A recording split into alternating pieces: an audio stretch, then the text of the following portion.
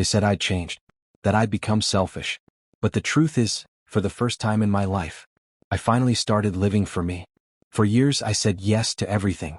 Yes to a job I hated. Yes to people who drained me. Yes to plans that had nothing to do with my dreams. I thought that's what being a good person meant. To be available. To be reliable. To keep everyone happy except myself.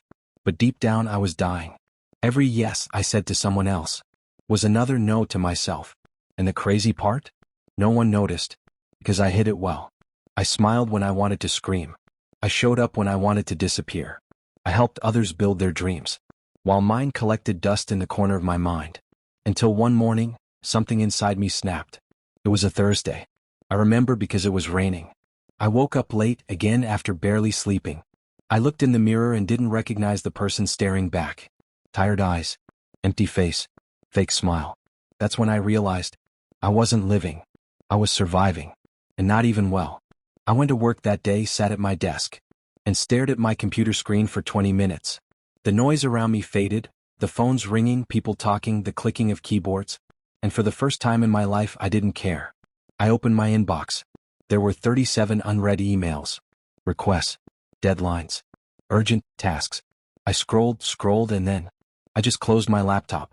I stood up, walked to my boss's office, and said the words I'd been too scared to say for years. I quit. He looked at me like I'd just confessed a crime. You what? I'm done. And that was it. No plan. No backup. No safety net. Just a quiet decision. That felt louder than anything I'd ever done before. When I walked out of that office, I expected to feel fear. But I didn't. I felt free. Like I could finally breathe again. Like the air was new. Like I'd been living underwater my whole life. And suddenly I broke the surface. But freedom, it's tricky. It doesn't come with instructions.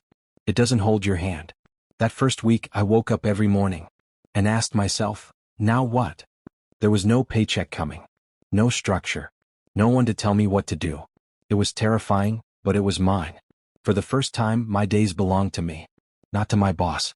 Not to my friends. Not to people who only called when they needed something. Me. And you know what happened next? Silence. No one called. No one checked in. The same people I'd bent over backwards for disappeared. At first it hurt. I felt betrayed, used. But slowly, that silence became peace. Because when the noise of everyone else fades, you finally hear your own voice. And that voice started whispering things I hadn't heard in years. Remember what you wanted? Remember who you were before you became what they needed? That voice was small at first, then louder, then unstoppable. So I started writing again. Late nights, coffee, music in my headphones. It felt like coming home. Words poured out of me like I'd been holding my breath for a decade. Every story I wrote was a piece of me I'd buried. Every page was another no to the world, and a yes to myself. People think saying no makes you cold, selfish, arrogant. But here's the truth. Saying no is an act of love. Not for them, for you. Because if you keep giving pieces of yourself away, one day you'll wake up and realize there's nothing left to give. I learned that the hard way. It took losing people I thought were friends to find peace I didn't know existed. It took walking away from stability to discover what real stability feels like. The kind that comes from inside. And it all started with one word. No. That tiny word became my shield, my compass, my freedom. When someone asked, "Can you help me real quick?" I asked myself, at what cost? When someone said, "We're going out, come with us," I asked, is this what I want or what they want? And when my old boss called me 2 weeks later, offering me my job back with a raise, I smiled and said, no. That was the day I knew I was never going back. Not to the fake smiles. Not to the late nights doing work I didn't care about. Not to being the version of myself that lived for everyone else. I wasn't angry anymore. Just clear. Because saying no isn't about rejection. It's about direction. It's about pointing your life where you want it to go, not where everyone else wants to drag it. And that's where my journey truly began. After I said no, everything went quiet. Too quiet. You don't realize how much noise people bring into your life until it's gone. No texts, no calls, no constant notifications pulling your attention away from yourself. At first, that silence felt like loneliness, but over time, it started to feel like peace. See, when you stop chasing approval, you start hearing your own thoughts again. and mine were messy, scattered, but real. I began with one simple question. What do I actually want? Not what they want. Not what society expects. Not what makes me look good on paper. But me. And for the first time in years, I didn't have an answer. I'd been living on autopilot for so long that I forgot what desire even felt like. So I started small. I made a list, things that made me feel alive once. Writing, running, cooking at 2 a.m. just because, watching the sunrise instead of sleeping through it. I didn't know where it would lead. But I knew this, anything was better than going back. Those first few weeks, money was tight. No steady income. No clear plan. Just me, my laptop, and an insane amount of coffee. But here's the thing. When you stop giving your time to things that drain you, you finally have time for things that build you. I wrote every day. Stories, ideas, lessons, pieces of my life that used to scare me. And I started sharing them online. Not for clout. Not for likes. Just to release what was trapped inside. The first few posts got almost no attention. 10 views, maybe 12. But one night, a stranger commented, "Man, I really needed this." That one message hit harder than any paycheck I'd ever gotten. It reminded me why I'd started. To connect, not to impress. So I kept writing. Every single day. Even when no one was reading. And slowly, things started to shift. More people found my page. They shared my stories. They sent messages like, "I feel the same way. I thought I was alone." That's when I realized, the moment you start living your truth, you give others permission to live theirs too. One morning, I woke up to an email from a small publication. They wanted to feature one of my pieces. It wasn't paid, but it was validation, not from the world, but from the path itself. The same people who once called me selfish started to reach out again. "Hey man, you seem different. You're doing good lately. Can we catch up?" And this time I didn't rush to say yes. I learned that not everyone who loses you is meant to find you again. The funny part? When I stopped trying to prove my worth, that's when people finally saw it. I began freelancing, writing for brands, small companies, anyone who valued honesty over hype. It wasn't glamorous, but it was real. I worked late nights again, not because I had to, but because I wanted to. Passion replaced pressure. Purpose replaced panic. I was building something that was finally mine. 6 months later, I signed my first real contract. Enough to cover rent and a bit more. I took my laptop, went to the same cafe I used to sit in after work, and just stared out the window for a while. I remembered that version of me. Tired, empty, afraid to say no. And for the first time, I smiled at him.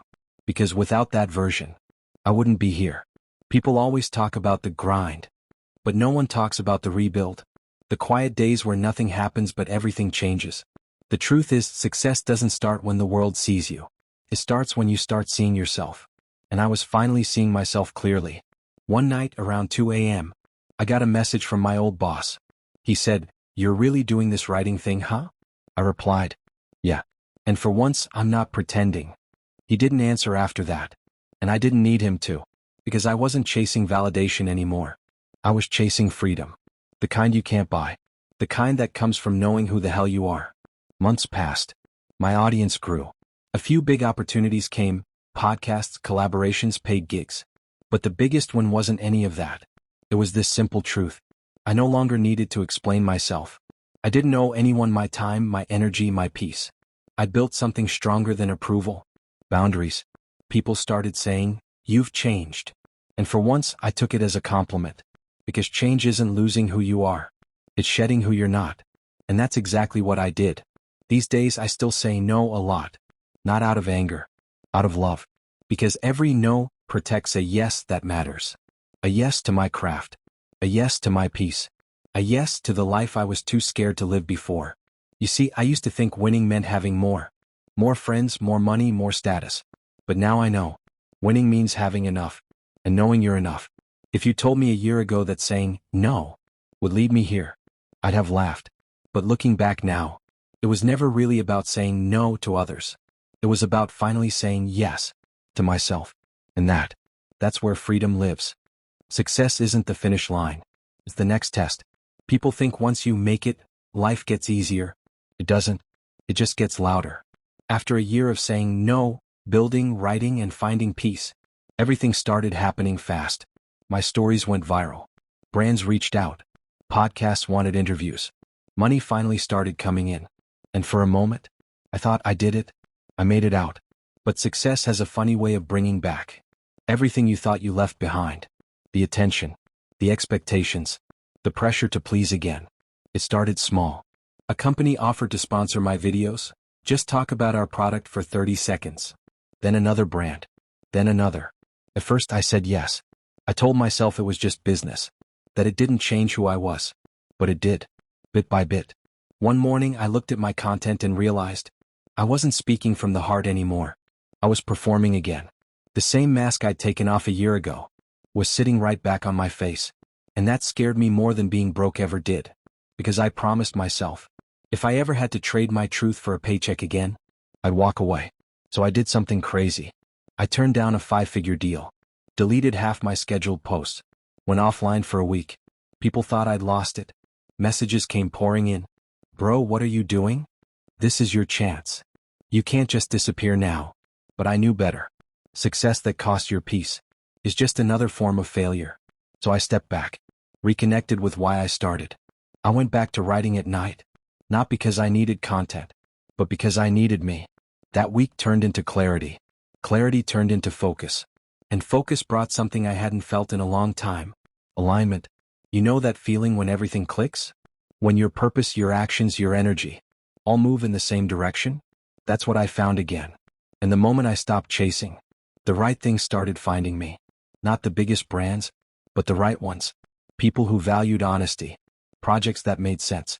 And more importantly, I started meeting people who lived the same way. Not by default, but by design. They weren't the loudest in the room, but they were the most at peace. And peace has a presence. It doesn't need attention. It just is. One night, I got invited to speak at an event. From burnout to balance, they called it. A year earlier, I would have said no immediately. But this time I said yes. Not for the clout, but for the connection. When I walked onto that stage, I saw faces that looked just like mine did. Tired, lost, trying to keep everyone happy. I told them everything. The burnout, the breakdown, the silence, the rebuild. I told them that saying no wasn't about rejection. It was about protection. And when I finished, no one clapped right away. They just sat there, quiet. You could feel it. Then one person stood up. Then another. Then all of them. And in that moment, I realized this was never about fame or followers. It was about impact. About using my voice to remind others that it's okay to choose yourself. Because choosing yourself isn't selfish. It's necessary.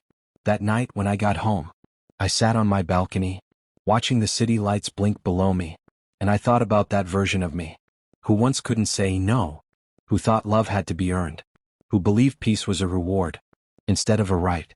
I wanted to tell him, you were always enough. You just needed to stop asking for permission. Now, when people ask me what success means, I tell them this. Success is waking up without anxiety. It's doing what you love with people who get it. It's being able to walk away from anything that doesn't serve your soul and not feel guilty. It's knowing that even if everything falls apart tomorrow, you'll still be okay because you've built yourself, not just your image. And that's the part no one tells you. Success isn't about saying yes to more. It's about saying no to what doesn't fit your truth. That word, no, it gave me back my time, my peace, my purpose, and ultimately, my life. So yeah, maybe I have changed. Maybe I am selfish. But if being selfish means protecting my peace, then I'll wear that title proudly. Because I'd rather be alone with my truth than surrounded by lies that make me comfortable. And that's the message I'll keep sharing, as long as I breathe. Because if my story helps one person look in the mirror and finally say, no, I'm done living for everyone else, then every loss, every lonely night, every risk I took was worth it. I didn't lose my old life. I outgrew it. And now, I'm finally home.